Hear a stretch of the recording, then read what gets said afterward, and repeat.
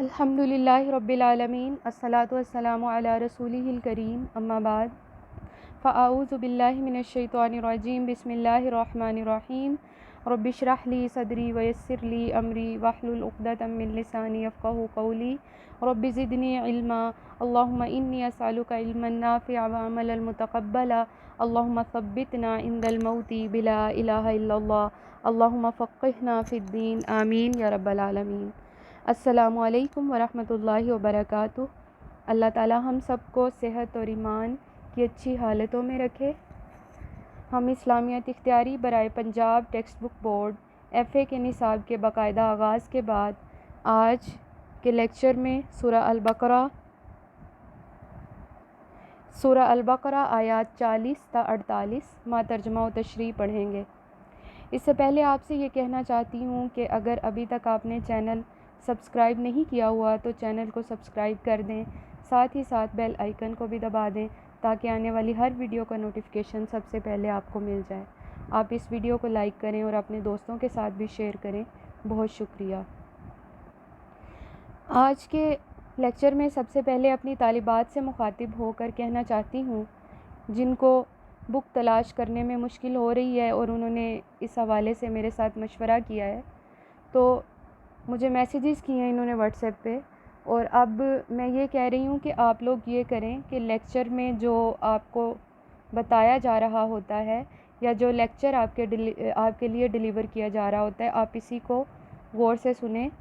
جیسے ہی سپٹمبر میں new admissions ہوں گے تو بکس بھی آ جائیں گی آپ کی مارکیٹ میں، یا پھر یہ بھی پاسبل ہے کہ جو پچھلے بچے ہیں آپ لوگ ان سے بک لے لیں۔ تو ایک اور بات یہ ہے کہ لیکچر کے اندر جتنا کچھ ہے نا آپ کی بک میں اس سے کم ہی ہوگا، جتنا کچھ ہم لوگ اس لیکچر میں آپ کے لیے ڈسپلے کرتے ہیں اسکرین پہ۔ آیات کے الفاظ کی وضاحت کی جاتی ہے، وہ آپ یہاں سے دیکھ کے لکھ لیا کریں، اور اس کے علاوہ اس میں جو چیزیں میں بولتی ہوں جیسا کہ کوئی آیات، ان کے نمبر وغیرہ، وہ آپ لوگ اگر اسکرین پہ نہ آ رہے ہوں تو آپ قرآن کریم سے دیکھ لیا کریں، کیونکہ میں آیات اور ان کے نمبر تو بتا دیتی ہوں آپ کو، ٹھیک ہے؟ اگر اسکرین پہ نہیں بھی ڈسپلے کرتی تو آپ کو بتا دیتی ہوں کہ آپ یہ آیت فلاں جگہ سے کنسلٹ کر سکتے ہیں۔ تو آپ اس طرح سے کر کے اپنے اچھے سے نوٹس بنائیں۔ چھٹیوں میں آپ کے نوٹس کمپلیٹ ہونے چاہیے۔ چھٹیوں کے بعد جب بک آ جائے گی تو آپ اس بک کے ساتھ اپنے نوٹس میچ کر کے پڑھیں گے تو آپ کو بہت آسانی ہوگی انشاءاللہ۔ اللہ تعالیٰ مزید آسانیاں پیدا فرمائے اور اللہ آپ کے لیے دنیا اور آخرت میں بہت ساری بھلائیاں اور آسانیاں عطا فرمائے۔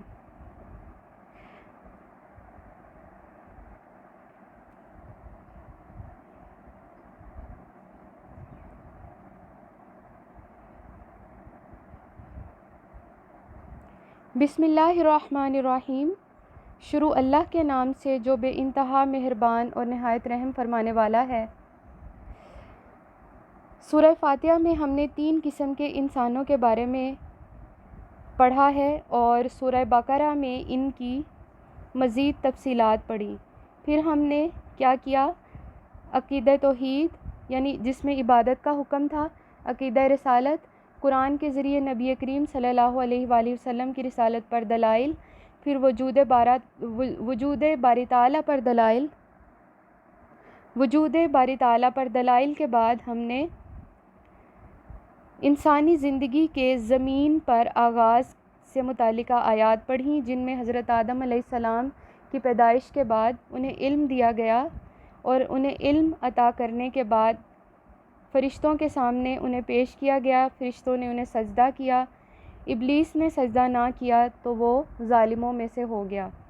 اور اس کے علاوہ ہم نے یہ پڑھا تھا کہ اللہ نے حضرت آدم علیہ السلام کو علم دینے کے بعد انہیں آزمایا بھی، اور وہ آزمایا کس لیے تھا؟ کیونکہ وہ دنیا کے پہلے انسان تھے، انہیں صحیح اور غلط کا فرق سکھانا تھا، رائٹ اینڈ رانگ سکھانا تھا، اس لیے اللہ رب العزت نے پہلے انہیں جنت میں رکھا اور پھر کچھ انسٹرکشنز بھی دیں۔ یہ کہا کہ ایک درخت کے بارے میں آتا ہے کہ کہا کہ اس درخت کے قریب نہ جائیے گا۔ شیطان کے بہکاوے پر آپ یعنی حضرت آدم علیہ السلام اس درخت کے پاس چلے گئے، پھر اس کے بعد اللہ رب العزت ان سے ناراض ہوئے، اللہ تعالیٰ نے پھر انہیں جب حضرت آدم علیہ السلام کو اپنی غلطی کا احساس ہوا تو اللہ رب العزت نے انہیں کچھ توبہ کے کلمات بھی سکھائے. توبہ کے کلمات سکھائے یعنی دیکھیں انسان کس قدر عاجز ہے کہ غلطی بھی خود ہی کرتا ہے اور پھر توبہ کرنے کے لیے توبہ کے کلمات بھی اسی سے سیکھتا ہے. اسی طرح اللہ تعالیٰ نے انہیں کلمات سکھائے. پھر اللہ نے ان کلمات کے ذریعے حضرت آدم علیہ السلام کی توبہ قبول فرمائی اور پھر ایٹ دی اینڈ زمین پہ بھیج دیا جس جگہ کے لیے وہ بنائے گئے تھے. اچھا بعض اوقات لوگ یہ بھی کہتے ہیں کہ حضرت آدم علیہ السلام اگر جنت میں ہوتے اور ہم بھی جنت میں ہی رہتے، ہمیں زمین پہ نہ آنا پڑتا، تو یہ بڑی ایک قسم کی مسکنسیپشن ہے لوگوں میں. دیکھیں حضرت آدم علیہ السلام مٹی سے بنے تھے، انہیں زمین کی مٹی سے بنایا گیا تھا، انہوں نے زمین میں ہی آنا تھا.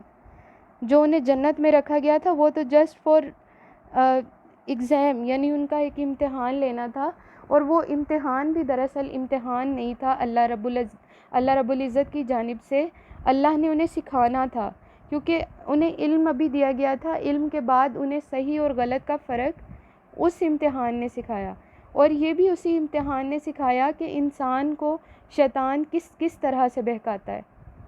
تو اس وجہ سے اس طرح بہرحال اللہ رب العزت نے کچھ انسٹرکشنز دیں حضرت آدم علیہ السلام کو، جن کے ذریعے اب وہ فَإِمَّا يَأْتِيَنَّكُم مِّنِّي هُدًى فَمَن تَبِعَ هُدَايَ فَلَا خَوْفٌ عَلَيْهِمْ وَلَا هُمْ يَحْزَنُونَ، کہ جو ہدایات میں تمہیں دے رہا ہوں، یا فَإِمَّا يَأْتِيَنَّكُم مِّنِّي هُدًى، بس تم یاد رکھنا کہ میری طرف سے جو ہدایات آئیں اور جو کوئی ان ہدایات کی پیروی کرے تو اس پر نہ کوئی غم ہوگا اور نہ وہ خوف زدہ ہوں گے.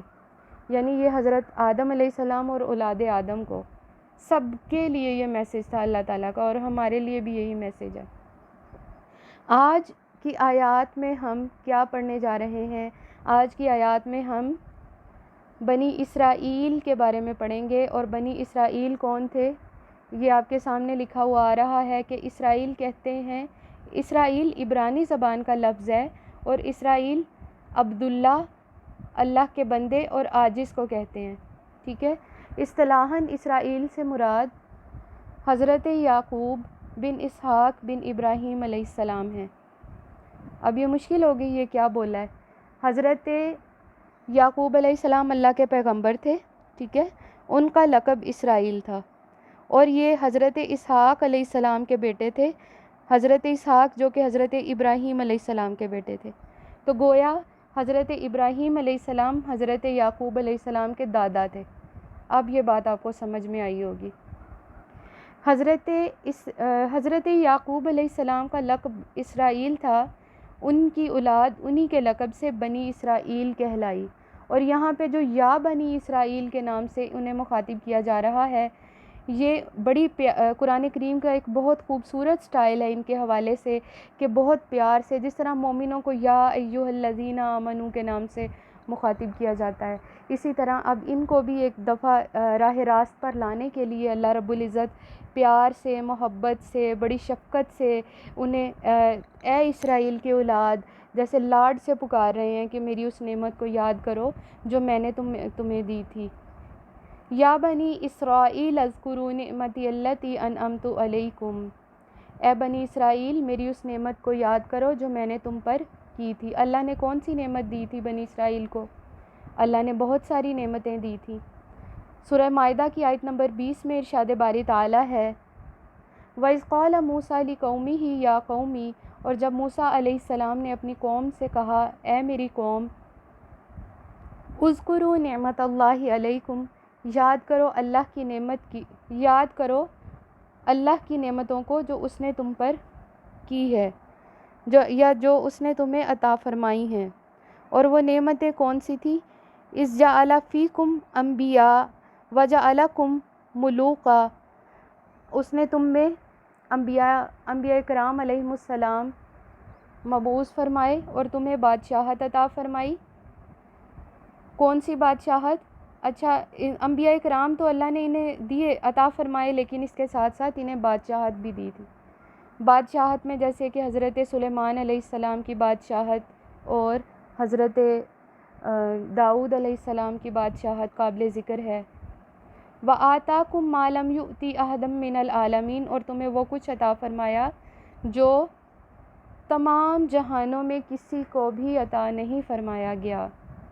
یعنی اللہ نے جو کچھ بھی سارے انسانوں کو عطا فرمایا ہے وہ کسی اور کو، بنی اسرائیل کو عطا فرمایا ہے، وہ کسی اور کو نہیں عطا فرمایا۔ یہاں بنی اسرائیل کی بات ہو رہی ہے، اور ہم یہاں پہ کیا کریں گے کہ بنی اسرائیل کو، جن کو اللہ نے اتنی نعمتیں دی، ان کی نعمتوں کا ذکر اسی پارے کے اختتام کے کچھ پہلے تک ہے۔ تو آپ جب پڑھیں گے آپ دیکھیں گے کہ کس قدر اللہ نے نعمتوں سے نوازا تھا، اس کے برعکس انہوں نے کیا کیا، نہ شکری نہ شکری نہ شکری۔ تو اس میں ہم اپنا آئینہ بھی دیکھیں گے کہ ہمیں بھی اللہ نے، ہمیں تو بلکہ ان سے بھی زیادہ نعمتیں عطا فرمائی ہیں۔ ٹیکنالوجی عطا فرما دی ہے، اب بہت بڑی نعمت، علم عطا فرمایا ہے، اتنا زیادہ علم جو کہ پہلے موجود نہیں تھا اور ہمارے پاس ہے، اور ہم کیا کر رہے ہیں؟ چونکہ اللہ نے تمہیں اتنی نعمتیں عطا فرمائی ہیں۔ اب یہ نعمت کیا ہے؟ یہاں پہ لکھا ہوا بھی آ رہا ہے، اس کے میننگ میں آپ لوگ دیکھ لیں۔ نعمت کہتے ہیں احسان کو، اور یہاں احسان سے وہ نعمت مراد ہے جو اللہ رب العزت نے انعام کے طور پہ بنی اسرائیل کو عطا فرمائی تھی۔ اور احسان کا بدلہ کیا ہوتا ہے؟ احسان، هل جزاء الاحسان الا الاحسان۔ اب آگے کیا کرنا ہے؟ وَأَوْفُوا بِعَہْدِی أُوفِ بِعَہْدِکُم، اور تم میرے عہد کو پورا کرو تو میں تمہارا عہد پورا کروں گا۔ اللہ رب العزت سے بنی اسرائیل نے کیا وعدہ کیا تھا؟ اس کا ذکر سورہ مائدہ کی آیت نمبر 12 میں آتا ہے، جس میں باقاعدہ میثاق کا لفظ بھی آتا ہے، اور اس میں یہ بات بیان ہوئی ہے کہ اللہ تعالیٰ نے پھر انہیں یہ کہا تھا کہ میں تمہارے ساتھ ہوں اگر تم نماز قائم کرو گے۔ وَقَالَ اللَّهُ إِنِّي مَعَكُمْ، اور اللہ نے فرمایا کہ بے شک میں تمہارے ساتھ ہوں۔ لَإِنْ أَقَمْتُمُ الصَّلَاةَ وَآتَيْتُمُ الزَّكَاةَ وَآمَنْتُمْ بِرُسُلِي وَعَزَّرْتُمُوهُمْ وَأَقْرَضْتُمُ اللَّهَ قَرْضًا حَسَنًا۔ پہلے اتنا کر لیتے ہیں۔ اللہ تعالیٰ نے فرمایا کہ بے شک میں تمہارے ساتھ ہوں اگر تم نماز قائم کرو گے اور زکوٰۃ ادا کرو گے اور میرے رسولوں پر ایمان لاؤ گے، ان کا ساتھ دو گے، وَأَقْرَضُوا اللَّهَ قَرْضًا حَسَنًا، اور انہیں قرض حسنہ دو گے۔ اور کیا کرو گے؟ اس کے بدلے میں اللہ تعالیٰ کیا کریں گے؟ لَأُكَفِّرَنَّ عَنْكُمْ سَيِّئَاتِكُمْ، تو میں تم سے تمہاری برائیاں دور کر دوں گا۔ یعنی اگر تم میرے انبیاء پر ایمان لاؤ گے اور نماز اور زکوٰۃ ادا کرو گے، میرے رسولوں کا ساتھ دو گے، ان پر ایمان لاؤ گے، تو میں تمہیں کیا کروں گا؟ تمہاری برائیاں تم میں سے دور کر دوں گا۔ وَلَأُدْخِلَنَّكُمْ جَنَّاتٍ تَجْرِی مِن تَحْتِہَا الْأَنْہَارُ، اور میں تمہیں جنتوں میں داخل کر دوں گا جن کے نیچے نہریں بہتی ہوں گی۔ ٹھیک ہے، تو پھر انہوں نے کیا، اس کے برعکس کیا ہوگا کہ جو لوگ کفر کریں گے اس کے باوجود تو وہ ہمیشہ گمراہ ہو جائیں گے۔ اللہ رب العزت کا وعدہ تھا، اسی طرح جس طرح اللہ نے وعدہ کیا تھا، اور اس وعدے کی ایک صورت ہم پہلے بھی پڑھ آئے ہیں جو وعدہ الست تھا، جو ہم سب نے پیدائش سے پہلے اللہ سے وعدہ کیا تھا۔ اس میں ہم نے اللہ تعالیٰ کی وحدانیت کا اقرار کیا تھا۔ یہاں پہ وحدانیت کے بعد کچھ اور ٹرمز اینڈ کنڈیشنز ہیں کہ اللہ کی کتابوں پر، اس کے رسولوں پر، اس کے انبیاء پر بھی ایمان لانا ہے، اور وہ ایمان لانے کی جو بہترین صورت ہے وہ یہ کہ ان کے جو رسول ہیں، رسول جو ان میں تشریف لائیں گے، ان کے ہر طرح کے امور میں ان کی معاونت کرنی ہے، انہیں قرض حسنہ دینا ہے، اور اس صورت میں اللہ تعالیٰ اخلاقی برائیاں انسان سے دور کر دیں گے، دنیاوی فائدوں کے اسے قریب کر دیں گے۔ اسی طرح جو وعدے انسان اللہ سے کرتا ہے، اس کو ذرا یہ تو بنی اسرائیل کے کانٹیکسٹ میں ہم نے دیکھا ہے، اب اپنے کانٹیکسٹ میں دیکھتے ہیں۔ یہ جو وَأَوْفُوا بِعَہْدِی أُوفِ بِعَہْدِکُم یہاں پہ جو آ رہے ہیں، اس سے مراد انسان کے سارے وعدے جو اس نے اللہ سے کیے ہوں، نظر و نیاز وغیرہ اور نوافل، روزے، یا جس طرح منت جب مانتا ہے تو کچھ اللہ سے وعدے کرتا ہے، وہ سارے کے سارے وعدے بھی اسی کیٹیگری میں آئیں گے کہ جس طرح اگر ہم اللہ سے کوئی وعدہ کرتے ہیں تو ہمیں اس وعدے کو پورا کرنا چاہیے، اور اس نیت کے ساتھ کرنا چاہیے کہ اللہ اس سے راضی ہو جائے اور اس کا ہمیں بہترین انعام و اکرام جو ہے آخرت میں عطا فرمائے۔ اور ہے جی اس کے بعد کیا کرنا ہے، وَإِيَّايَ فَارْهَبُونَ، زیادہ ہی آگے چلی گئی۔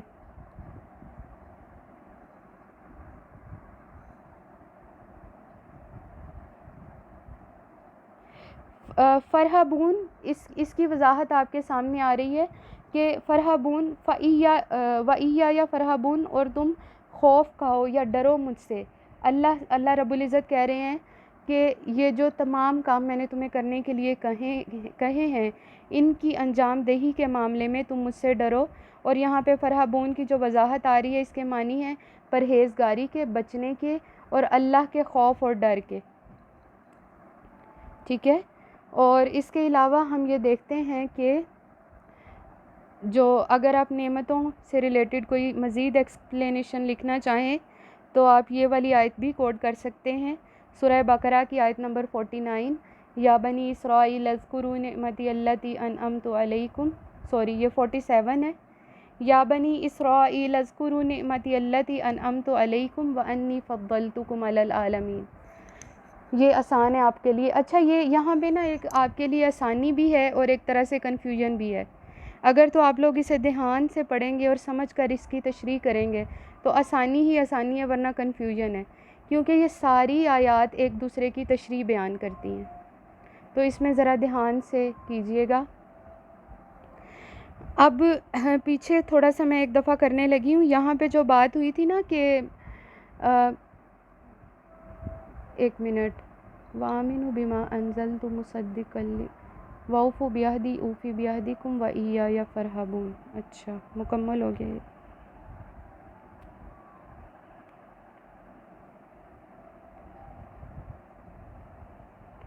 امت وسط کو نصیحت، یہ اصل میں امت وسط کو نصیحت نہیں ہے، یہ یہاں اس سے مراد ہماری نصیحت بھی ہے، ہم امت وسط ہیں نا، اور اس کے علاوہ بنی اسرائیل کی نصیحت کا بھی یہ اس کی کیٹیگری میں بھی آئے گی، یہ بنی اسرائیل اور امت وسط کو نصیحت، اس کو اس طرح سے ہیڈنگ بنا لیں۔ وَآمِنُوا اور ایمان لاؤ، بما انزلتُ اس کی طرف جو نازل کی گئی تمہاری طرف، مصدقا لما معکم، مصدقاً جو تصدیق کرتی ہے، وَآمِنُوا بِمَا أَنزَلْتُ مُصَدِّقًا لِمَا مَعَكُمْ، اور ایمان لاؤ اس کی طرف جو وَآمِنُوا بِمَا أَنزَلْتُ جو نازل کی میں نے، مصدقاً حق کے ساتھ یا سچ کے ساتھ، لِمَا مَعَكُمْ اس کی جو تمہارے پاس ہے، یعنی کہ دراصل یہ قرآن کریم کی بات ہو رہی ہے کہ قرآن کریم وہ کتاب ہے جس کی تصدیق پہلی کتابوں میں بیان کر دی گئی ہے۔ اب یہ جو ان کو بنی اسرائیل کو مخاطب کیا جا رہا ہے، اور بالخصوص بنی اسرائیل کے علماء بنی اسرائیل کو، کہ یہ جو کتاب، اب تم بھی اس پر ایمان لاؤ، یا اس شریعت پر یا اس کتاب پر ایمان لاؤ جس میں تم شک و شبہ کا اظہار کرتے ہو، یہ کوئی اور کتاب نہیں ہے، بلکہ یہ وہ کتاب ہے جس طرح کی کتاب پہلے سے تمہارے پاس موجود تھی اور تم اس پر ایمان لائے تھے، تم اس پر عمل کرتے تھے۔ اور اس میں انہوں نے کیا تھا کہ حق و باطل کو مکس کر دیا تھا، یہ ہم آگے پڑھیں گے۔ وَآمِنُوا بِمَا أَنزَلْتُ مُصَدِّقًا لِمَا مَعَكُمْ وَلَا تَكُونُوا اور نہ تم ہو جاؤ اول کافرین بِہ پہلے انکاری، یعنی تم پہلے سے ہی ابھی شریعت تمہارے پاس پہنچی ہی ہے اور ابھی تم نے اس کو پڑھا بھی نہیں ہے، کیونکہ ابھی تک تو تم اسے مان ہی نہیں رہے، دیکھنے سے پہلے ہی تم اس سے انکار نہ کر دو اور یہ نہ کہہ دو کہ یہ شریعت حق نہیں ہے۔ شریعت حق ہے، یہ کتاب برحق ہے، اس لیے تم یہ نہ کرو کہ تم اس طرح سے کہنا شروع کر دو کہ یہ وہ کتاب ہے، یہ کتاب سچی نہیں ہے۔ اچھا، یہاں سے نا ایک چیز تو یہ سمجھ میں آتی ہے کہ نبی کریم صلی اللہ علیہ وآلہ وسلم جس شریعت کا اعلان کر رہے تھے، علماء یہود اس سے واقف تھے کہ کیونکہ ان کی کتابوں میں یہ بات پہلے سے بیان کر دی گئی تھی، نبی کریم صلی اللہ علیہ وآلہ وسلم کی آمد کے بارے میں بتا دیا گیا تھا، قرآن کریم کے بارے میں بتا دیا گیا تھا، لیکن وہ اللہ کی اس کتاب سے انکار کر رہے تھے۔ وہ اہل علم تھے. یہاں پہ جو ولا تکونوا اول کافرین بھی کہا گیا ہے نا کہ تم پہلے ہی اس سے انکار نہ کرو. اس کا مطلب بعض علماء یہ کہتے ہیں کہ اس سے کنفیوژن کا شکار نہیں ہونا ہے کسی قسم کی بھی، کہ یہ صورت تو مدنی ہے اور کافر تو مدینہ میں تھے، مکہ میں تھے اور مدینہ میں یہودی تھے. تو اس لیے یہ نہیں ہے کہ چونکہ یہ مدنی صورت ہے تو یہاں پہ مکہ کے کافروں کو مخاطب کیا جا رہا ہے، بلکہ یہاں علماء یہود کو مخاطب کیا جا رہا ہے جن کے پاس پہلے سے کتاب تھی، جو اہل کتاب ہیں. اب انہیں یہ کہا جا رہا ہے چونکہ تمہارے پاس اللہ کی کتاب موجود ہے، چونکہ تم اللہ کی کتاب کے دعوے دار ہو، اب تم اس کتاب کی بھی تصدیق کرو جو محمد صلی اللہ علیہ وآلہ وسلم پر نازل ہوئی ہے، کیونکہ اس کی پیشن گوئی تمہاری کتابوں میں پہلے ہی سے کر دی گئی تھی. وَلَا تَشْتَرُوا بِآيَاتِي ثَمَنًا قَلِيلًا، اور تم میری آیات سستے قیمت پہ فروخت نہ کرو. اچھا، یہاں پہ جو ہے نا کوئی کرنسی مراد نہیں ہے. اس سے مراد کوئی کرنسی یا روپیہ پیسہ نہیں ہے. اس سے مراد یہ کہ دنیا کا جو فائدہ ہے نا وہ تھوڑا ہے. تم صرف دنیا کے فائدے، دنیاوی اغراض و مقاصد کی بنیاد پہ اللہ کی آیات کا سودا نہ کرو، اللہ کی آیات کو آپس میں جو ہے وہ مکس نہ کرو یا انہیں حذف نہ کرو. یہودیوں نے کیا کیا تھا، جیسا کہ میں نے آپ کو سیکنڈ لیکچر میں یہ بات بتائی تھی کہ انہوں نے حضرت ابراہیم علیہ السلام اور خانہ کعبہ سے حضرت ابراہیم علیہ السلام کا جو خانہ کعبہ سے تعلق تھا اس سے ریلیٹڈ جو بائبل کے اندر آیات تھی انہیں محذوف کر دیا. یعنی کہ اس کا مقصد کیا تھا کہ حضرت ابراہیم علیہ السلام کا کوئی تعلق ہی نہ رہے کعبۃ اللہ سے. اور اس کے علاوہ میں نے آپ کو یہ بھی بتایا تھا کہ انہوں نے انبیاء کرام علیہم السلام سے متعلق ایسی لغو باتیں اپنی کتابوں میں شامل کی ہوئی ہیں کہ کوئی بھی شریف النفس انسان اسے برداشت نہیں کر سکتا. تو یہ اللہ کی کتاب کا اسلوب نہیں ہو سکتا کہ کسی کی اس قدر تحقیر اور تذلیل کی جائے کہ اور خاص طور پہ ایسے شخص کی جو اللہ کا نبی ہو. تو یہاں پہ بھی یہی کہا جا رہا ہے کہ تم میری آیات کو سستی قیمت پہ فروخت نہ کرو، چونکہ دنیاوی فائدہ سستا ہے، دنیاوی فائدہ تھوڑا ہے. یہ تو آپ کی 60-70 سال کی زندگی ایک نہ ایک دن ختم ہو جائے گی. صرف اب یہود رسول اللہ صلی اللہ علیہ وآلہ وسلم کی نبوت کے بارے میں حقیقت تو جانتے تھے. ان کے بارے میں قرآن کریم نے ہمیں یہ بتایا ہے کہ الذین آتیناہم الکتاب، وہ لوگ جن پر کتاب نازل کی گئی، یعرفونہ، وہ اسے پہچانتے ہیں، کما یعرفون ابناءہم. سورہ البقرہ کی آیت نمبر 146 ہے. یہ دوبارہ پھر پڑھ رہی ہوں. الذین آتیناہم الکتاب، وہ لوگ جن پر کتاب نازل کی گئی، یعرفونہ، وہ اسے پہچانتے ہیں، کما یعرفون ابناءہم، جس طرح وہ اپنے بیٹوں کو پہچانتے ہیں. تو اس سے یہ پتہ چلا کہ علماء یہود یقین تو رکھتے تھے کہ رسول اللہ صلی اللہ علیہ وسلم اللہ کے سچے نبی ہیں، اور ویسے بھی یہ وہ نبی ہیں جن کی وضاحت قرآن خود بیان کر دیتا ہے، وَمَا يَنطِقُ عَنِ الْهَوَىٰ إِنْ هُوَ إِلَّا وَحْيٌ يُوحَىٰ، کہ آپ صلی اللہ علیہ وآلہ وسلم اپنی مرضی سے کچھ بھی بیان نہیں کرتے، آپ تو وہی کچھ بیان کرتے ہیں جو آپ کی طرف نازل کیا جاتا ہے. اس کے علاوہ نبی کریم صلی اللہ علیہ وآلہ وسلم کی رسالت پر دلیل وَإِن كُنتُمْ فِي رَيْبٍ مِّمَّا نَزَّلْنَا عَلَىٰ عَبْدِنَا، جو ہم پیچھے پڑھ رہے ہیں بڑی تفصیل سے.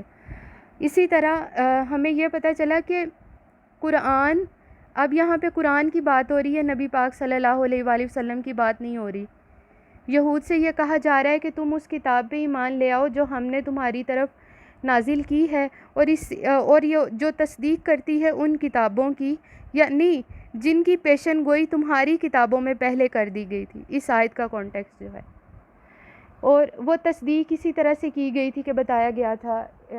اب تصدیق تو وہاں پہ نبی کریم صلی اللہ علیہ وآلہ وسلم کے بارے میں بتایا گیا تھا کہ اللہ کے اس طرح سے نبی آئیں گے، لیکن یہاں قرآن کے بارے میں کہا جا رہا ہے. تو اس کا مطلب یہ ہے کہ قرآن کے بارے میں لوگوں کا علم یقینی پیدا ہو جائے. اگر قرآن کے بارے میں ہو گیا تو صاحب قرآن کے بارے میں بھی ہو جائے گا. اس وجہ سے ولا تشتروا بآیاتی ثمنا قلیلا، اور میری آیات سستی قیمت پر فروخت نہ کرو، وإیایا فاتقون، اور ڈرو مجھ سے، فاتقون۔ یہاں پہ پیچھے بھی ہم تقویٰ کی بڑی ڈیٹیل پڑھ کے آئے ہیں۔ اچھا، آپ نے دیکھا کہ سورہ بقرہ جب سے شروع ہوئی ہے اس میں تقویٰ کتنا ریپیٹ ہو رہا ہے، ریپیٹیشن ہے بار بار۔ اس کا مطلب کیا ہے کہ اللہ کی اطاعت و فرما برداری کے لیے، اللہ سے محبت کرنے کے لیے، اس کے حکم ماننے کے لیے اس سے ڈرنا بھی چاہیے، کیونکہ اطاعت اللہ سے جو محبت ہے نا ہماری، یہ محبت ہے ادب و احترام والی محبت۔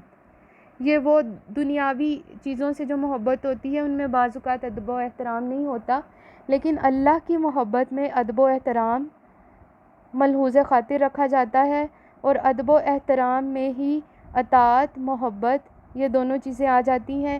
اطاعت کے لیے ڈر بھی ضروری ہے، وَإِيَّايَ فَاتَّقُونَ، اور وہ ڈر اس طرح کا ڈر ہے جس میں اللہ تعالیٰ نے ہمیں ڈرنے کا کیوں حکم دیا ہے؟ تاکہ ہم بری چیزوں سے اجتناب کر سکیں، اللہ کی ناراضگی سے بچ سکیں۔ تو عذاب سے ڈرانے کے لیے، آخرت سے ڈرانے کے لیے اللہ نے بار بار قرآن کریم کی آیات میں تقویٰ دہرایا ہے، اور سورہ بقرہ میں بھی یہ میرا خیال ہے کہ ہم لوگ کوئی چوتھی پانچویں بار تقویٰ پڑھ رہے ہیں، تو اس سے ہمیں تقویٰ کی اہمیت کا اندازہ لگانا چاہیے۔ اچھا جی، وَلَا تَلْبِسُوا الْحَقَّ بِالْبَاطِلِ وَتَكْتُمُوا الْحَقَّ وَأَنْتُمْ تَعْلَمُونَ۔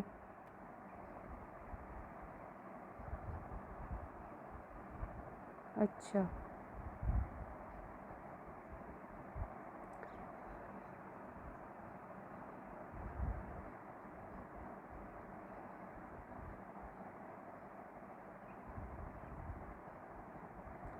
اچھا، یہ حق و باطل کی آمیزش کیا ہوتی ہے؟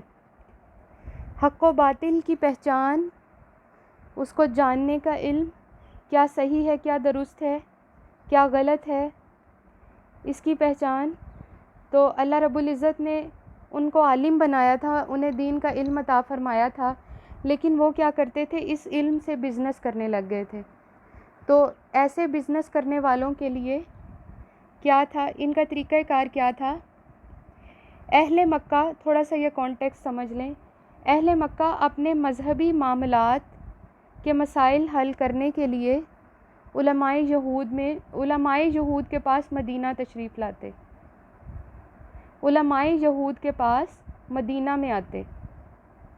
دوبارہ بول رہی ہوں، اہل مکہ اپنے مذہبی مسائل کا حل دریافت کرنے کے لیے یہودی علماء کے پاس مدینہ آتے، وہ اپنی رائے سے انہیں ان کے مسائل کا حل بتاتے۔ کون؟ یہودی علماء۔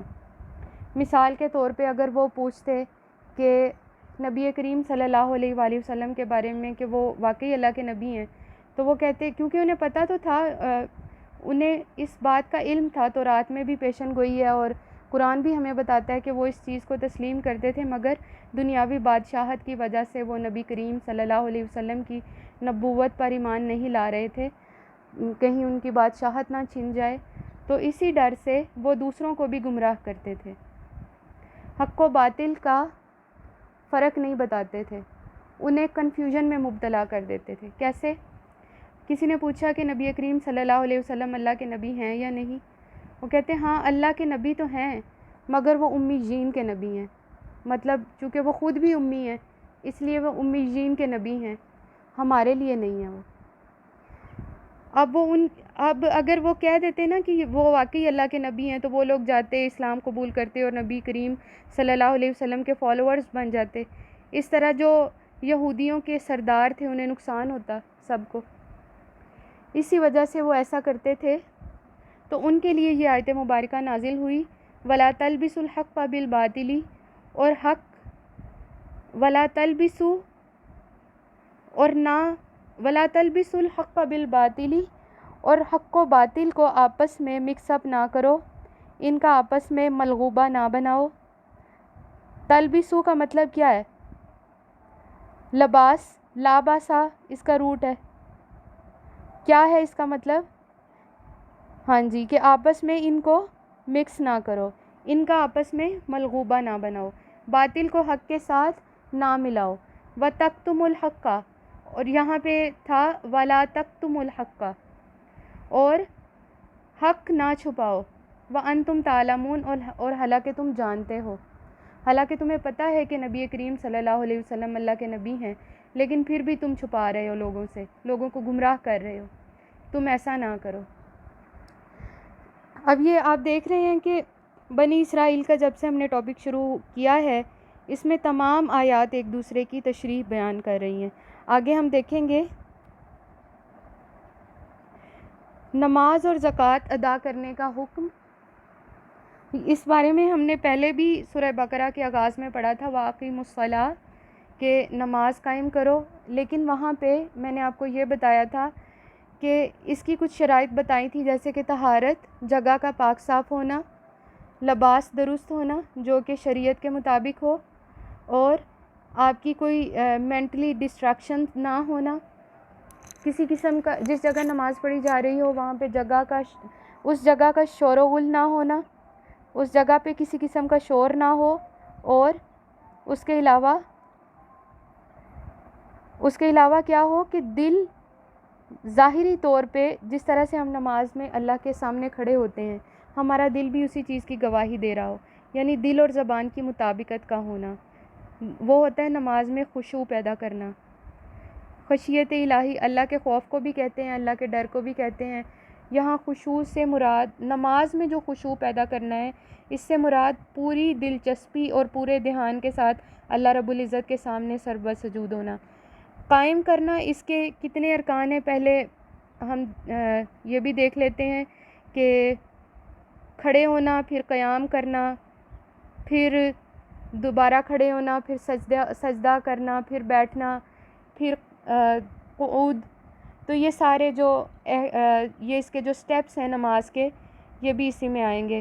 اور اس کے علاوہ وآتوا الزکوٰۃ، زکوٰۃ کے کیا معنی ہیں؟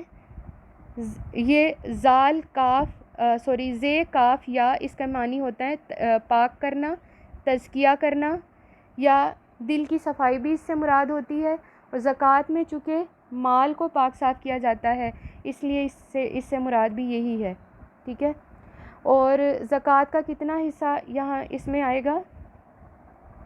ایک خاص تناسب میں، خاص مقدار میں کچھ مخصوص لوگوں کو اپنے حلال اور جائز مال میں سے دینا زکوٰۃ کہلاتا ہے۔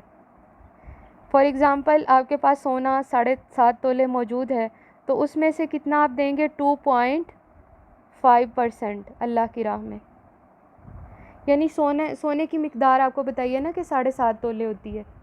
اسی طرح سے ہر چیز کا مختلف نصاب ہوتا ہے۔ بہرحال ادھر یہاں پہ صرف اتنا ہی کر لیں، وَارْكَعُوا مَعَ الرَّاكِعِينَ، اور جھکنے والوں کے ساتھ جھک جاؤ۔ یہاں پہ علماء کرام اور مفسرین بیان کرتے ہیں کہ یہ مردوں کے لیے حکم نازل ہوا ہے، اور باجماعت نماز پڑھنے کے سلسلے میں، یعنی مردوں کے لیے، عورتوں کو تو نماز قائم کرنے کا حکم دیا گیا ہے، اور عورت کی جو بہتر نماز ہے وہ مسجد میں نہیں بلکہ وہ ہے جو وہ اپنے گھر میں پڑھتی ہے، لیکن اس کے ساتھ ساتھ عورت کو مسجد میں بھی جانے کے لیے منع نہیں کیا گیا۔ جو مرد حضرات ہیں ان کے لیے یہ بہت زیادہ ضروری قرار دیا گیا ہے کہ وہ اپنی نماز مسجد میں ادا کریں۔ مسجد میں نماز پڑھنا مردوں کے لیے گھر میں نماز پڑھنے سے 27 گنا زیادہ بہتر ہے۔ اس کی ایک دلیل صحیح مسلم کی روایت حضرت ابو ہریرہ رضی اللہ تعالیٰ عنہ بیان کرتے ہیں کہ رسول اللہ صلی اللہ علیہ وآلہ وسلم کے پاس ایک مرتبہ کسی نابینا صحابی نے پوچھا، نابینا صحابی نے سوال کیا، یا رسول اللہ صلی اللہ علیہ وآلہ وسلم، مجھے مسجد میں لانے کے لیے کوئی شخص موجود نہیں ہوتا، تو کیا میں اپنی نماز گھر میں پڑھ لیا کروں؟ نبی کریم صلی اللہ علیہ وآلہ وسلم نے پہلے تو اجازت دے دی کہ تم پڑھ لیا کرو، پھر پوچھا، کیا تمہارے گھر میں اذان کی آواز سنائی دیتی ہے؟ اس نے کہا، جی ہاں سنائی دیتی ہے۔ پھر نبی کریم صلی اللہ علیہ وآلہ وسلم نے فرمایا، پھر تمہیں مسجد میں ہی نماز پڑھنی چاہیے۔ یعنی اس سے ایک اور چیز بھی پتہ، حالانکہ وہ نابینا تھے، پھر بھی یہ کہہ دیا کہ مسجد میں نماز پڑھنی چاہیے۔ اور ایک روایت میں آتا ہے کہ پھر میں تمہیں اس حکم میں، یعنی کہ جو تمہارے لیے یہ حکم نہیں ہے کہ تم گھر میں نماز پڑھو. اس طرح کے الفاظ آتے ہیں. تو اس سے ہمیں کیا پتہ چلتا ہے کہ نبی کریم صلی اللہ علیہ وآلہ وسلم اگر چاہتے تو نابینا صحابی کو رخصت دے سکتے تھے خود سے، اگر چاہتے دینا چاہتے تو دے سکتے تھے، لیکن چونکہ وہ اللہ تعالیٰ کے احکامات کے پابند ہوتے تھے، چونکہ وہ اپنی مرضی کے ساتھ کچھ بھی بیان نہیں کرتے تھے، قرآن نے ان کی وضاحت، قرآن نے اس حوالے سے دلیل دے دی ہے وَمَا يَنطِقُ عَنِ الْهَوَىٰ إِنْ هُوَ إِلَّا وَحْيٌ يُوحَىٰ، اس لیے انہوں نے نابینا صحابی کو بھی اس بات کی اجازت نہیں دی کہ وہ گھر میں نماز پڑھیں. اور آج کل ویسے دیکھنے میں آئے نابینا حضرات ویسے تو کہیں کے کہیں پہنچ جاتے ہیں، لیکن جب نماز پڑھنے کی بات آتی ہے تو وہ کہتے ہیں جی کہ ہم کیسے جائیں، ہمیں مسجد میں کوئی لے جانے والا نہیں ہے. تو یہ تو غلط، ایک قسم کی بہت ہی غلط لاجک ہے. اس کا خیال کرنا چاہیے، خاص طور پہ مرد حضرات کو اپنی نماز مسجد میں ضرور ادا کرنی چاہیے. ایک روایت میں آتا ہے، صحیح مسلم کی روایت ہے کہ نبی کریم صلی اللہ علیہ وآلہ وسلم نے فرمایا 3 آدمی اگر جنگل یا بستی میں ہوں اور وہ باجماعت نماز نہ پڑھیں تو ان پر شیطان حاوی ہو جاتا ہے. اب آپ دیکھیں کہ بستی میں یا جنگل میں 3 آدمی، اب اسی بات پر قیاس کرتے ہوئے اس طرح بھی ہم لوگ اس کانٹیکسٹ میں اس کو لے سکتے ہیں کہ باپ اور اس کے 2 بیٹے اگر اپنے گھر میں 3 لوگ اکٹھے رہتے ہیں اور ان سے مسجد بھی بہت زیادہ دور ہے جہاں پہ اذان کی آواز نہیں آتی، تو وہاں پہ نماز پڑھ سکتے ہیں، مطلب اپنے گھر میں جماعت کروا کے نماز پڑھ سکتے ہیں. اور اس کے علاوہ حضرت عبداللہ ابن مسعود رضی اللہ تعالی عنہ بیان کرتے ہیں کہ ہم میں سے ہر کوئی نماز پنجگانہ جماعت کے ساتھ ادا کرتا تھا سوائے منافقین اور بیماروں کے. منافق کیا کرتے تھے؟ جماعت میں حاضر نہیں ہوتے تھے. اور آپ نے دیکھا نا کہ بہت ساری احادیث سے ہمیں پتہ چلتا ہے کہ باجماعت نماز پڑھنے کے کتنے فوائد ہیں. اس لیے سب کو اپنی نماز ہمیشہ جماعت کے ساتھ ہی پڑھنی چاہیے.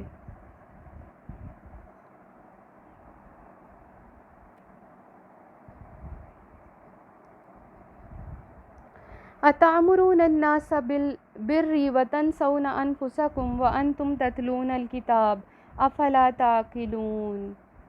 یہ آگے جی واعظین کے لیے جو ایک طرح سے دلیل، وہ خاص طور پر وہ لوگ جو دینی احکامات دوسروں پر تو نافذ کرتے ہیں لیکن جب اپنی باری آتی ہے تو منہ چھپا کے پیچھے بیٹھ جاتے ہیں.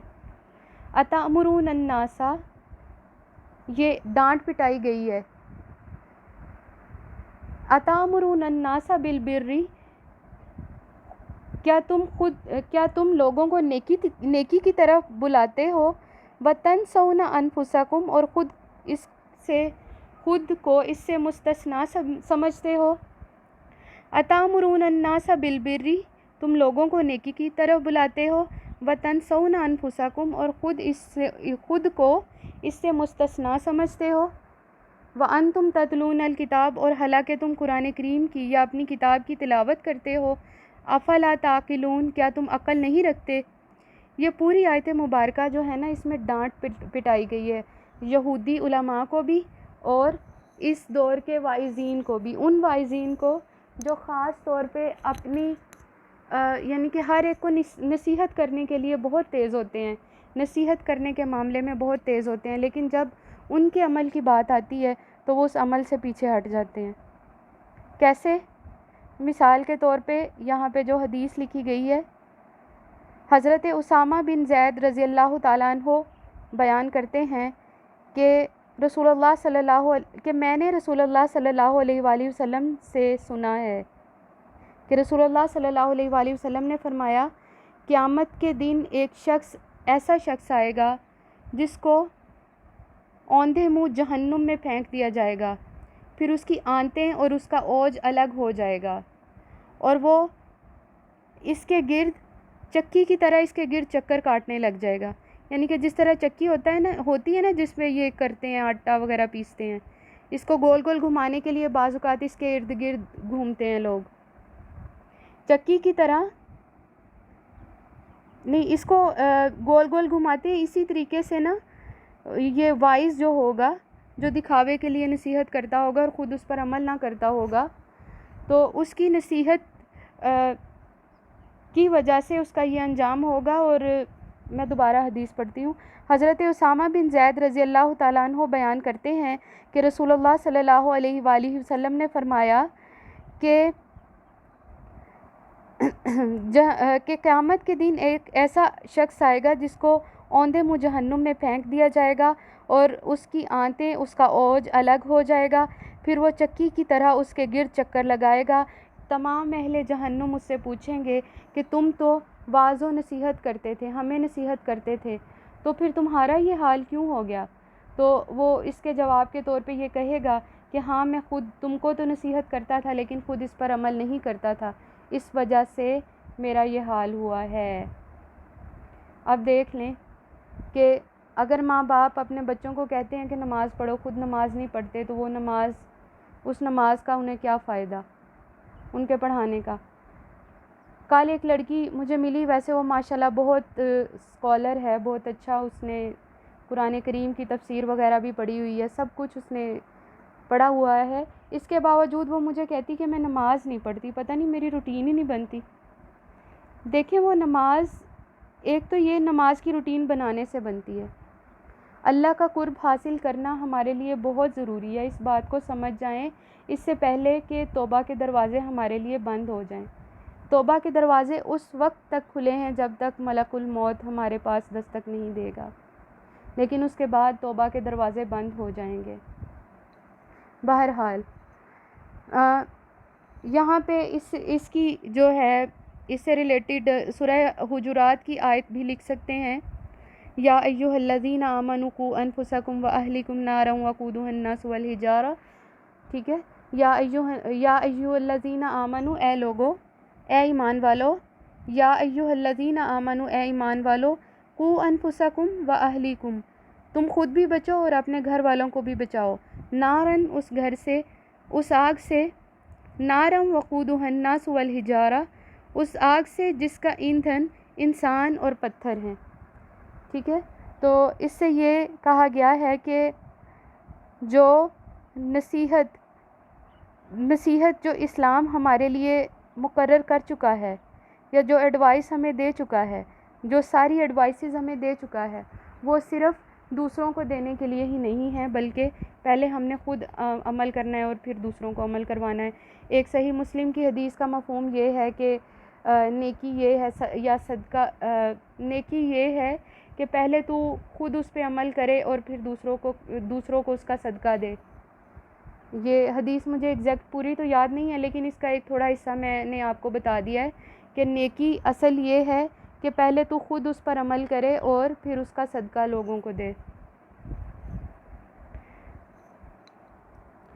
آگے اللہ سے مدد، مشکل اور کٹھن حالات میں اللہ سے مدد کیسے حاصل کرنی ہے؟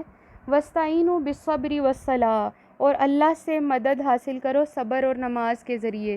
وَإِنَّهَا لَكَبِیرَةٌ، اور بے شک یہ بہت بڑی ہے. کس کے لیے بہت بڑی ہے؟ کفار کے لیے، منافقین کے لیے، اور وہ لوگ جو نماز میں سستی اور غفلت برتتے ہیں ان کے لیے. یہ بہت بڑا کام ہے کہ نماز، مشکل آئے تو بھئی ہمیں تو فوراً غصہ آ جاتا ہے، ہم کیسے نماز کے ذریعے مدد حاصل کرتے ہیں. فار ایگزامپل، جب بعض اوقات جب کسی کو کوئی غلط قسم کی باتیں سنا دے اور آگے سے اللہ کی رضا کے لیے اگلا بندہ چپ کر جائے اور فوراً نماز شروع کر لے اور اپنے لیے دعا مانگے، اللہ سے مدد طلب کرے، تو جو دوسرا بندہ جو بولنے والا ہے وہ بول کے خود ہی چپ کر جائے گا اور چلا جائے گا وہاں سے. نبی کریم صلی اللہ علیہ وآلہ وسلم کا بھی یہی طریقہ ہوتا تھا کہ جب بھی کوئی مشکل پیش آتی، صبر اور نماز کے ذریعے اللہ سے مدد حاصل کرتے. اور اس کی بہت ساری مثالیں سیرت میں ہمیں پڑھنے کے لیے ملتی ہیں کہ جیسے کفار نے آپ پہ پتھر برسائے تھے، جب آپ طائف تشریف لے گئے تھے پتھر برسائے تھے. یہ بہت مشکل معاملہ ہوتا ہے کہ خاص طور پہ اس طرح کی حرکت میں تو غصہ آ ہی جاتا ہے انسان کو، اور انسان بد دعائیں بھی بعض اوقات دینے لگ جاتا ہے. لیکن نبی پاک صلی اللہ علیہ وآلہ وسلم چونکہ صبر اور نماز سے مدد حاصل کرتے تھے، اور اسی وجہ سے اللہ نے ان کے دل کو بدلا ہوا تھا.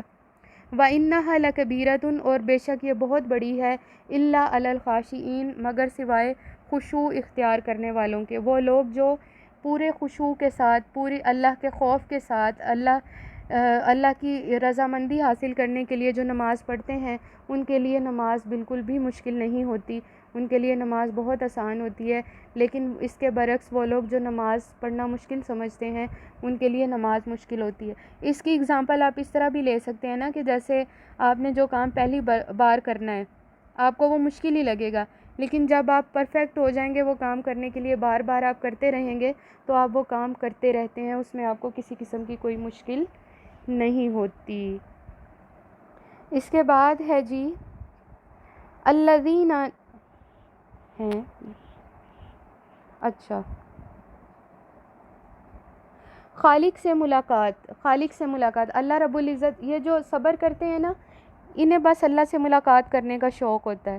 الذین یظنون انہم ملاقو ربہم وانہم الیہ راجعون، اور جو لوگ الذین یظنون، اور جو لوگ الذین، وہ لوگ یظنون، جو گمان رکھتے ہیں، انہم، بے شک وہ، ملاقو ربہم، اپنے رب سے ملاقات کریں گے، وانہم، اور بے شک وہ، الیہ راجعون، اسی کی طرف لوٹائے جائیں گے۔ یہاں پہ آپ یہ دیکھیں کہ اللہ تعالیٰ سے ملاقات کرنا، اس سے کیا مراد ہے؟ آخرت کے دن جو اللہ سے ملاقات ہونی ہے وہ بھی ہو سکتی ہے اس سے مراد، اور دوسری اس سے مراد اللہ رب العزت کی آیات پر عمل کرتے ہوئے، اللہ کی ناراضگی سے بچتے ہوئے، ایک مومن بندے کے لیے ایک مومن بندہ کیا کرتا ہے؟ اللہ کی رضامندی طلب کرتا ہے، تو اسی اللہ کی رضامندی کو حاصل کرنے کے لیے اسے اللہ سے ملاقات کا شوق ہوتا ہے، اور وہ ملاقات آخرت کے دن بھی ہو سکتی ہے، اور اس کے علاوہ مرنے سے بھی اسے ڈر نہیں لگ رہا ہوتا۔ مومن کو کبھی بھی مرنے سے ڈر نہیں لگتا، اگر اسے ڈر لگتا ہے نا تو صرف اس وجہ سے لگتا ہے کہ کہیں میری نیکیاں اتنی تھوڑی نہ ہوں کہ میں اللہ کے سامنے شرمندہ ہو جاؤں، ورنہ اسے اللہ سے ملاقات کا شوق ہوتا ہے۔ تو یہ اسی چیز کی طرف اشارہ ہے کہ وہ لوگ جو صبر اور نماز سے اللہ سے مدد حاصل کریں گے، انہیں یہ بھی شوق ہوتا ہے کہ وہ اللہ سے ملاقات کریں۔ یہاں پہ جو ظن کی ڈیٹیل لکھی ہوئی ہے، ظن کا مطلب گمان ہوتا ہے، گمان صحیح معنوں میں بھی ہو سکتا ہے اور غلط بھی۔ یہاں پہ جو گمان ہے یہ صحیح معنوں میں، جو یعنی پازیٹیو پوائنٹ آف ویو سے گمان کے معنی بیان ہوئے ہیں۔ ایک گمان ہوتا ہے وہم و گمان، ایسے ہی کسی میں کیڑے نکالنا، تو یہ وہ کیڑے نکالنے والا گمان نہیں ہے۔ اور آپ لوگ، جب میں آیات کی ایکسپلینیشن بتا رہی ہوتی ہوں، آپ یہاں پہ الفاظ کی وضاحت جو ڈسپلے ہو رہی ہوتی ہے وہ لکھ لیا کریں۔ آیت نمبر 47، یا بنی اسرائیل اذکروا نعمتی التی انعمت علیکم، اے بنی اسرائیل، میری اس نعمت کو یاد کرو جو میں نے تمہیں عطا کی ہے، وانی فضلتکم علی العالمین، اس بارے میں ہم نے پہلے بھی پڑھا ہے نا، وآتاکم ما لم یؤتی احدا من العالمین، کدھر پڑھا تھا ہم نے بھلا؟ سورہ مائدہ کی آیت نمبر 20 جو میں نے آپ کو بتائی تھی، اس میں یہ آیا تھا، وآتاکم ما لم یؤتی احدا من العالمین، یہ بھی اسی کی ڈیٹیل ہے، اور یہ ساری وہی باتیں ہیں جو پہلے ہو چکی ہیں، اس لیے آگے چلتے ہیں۔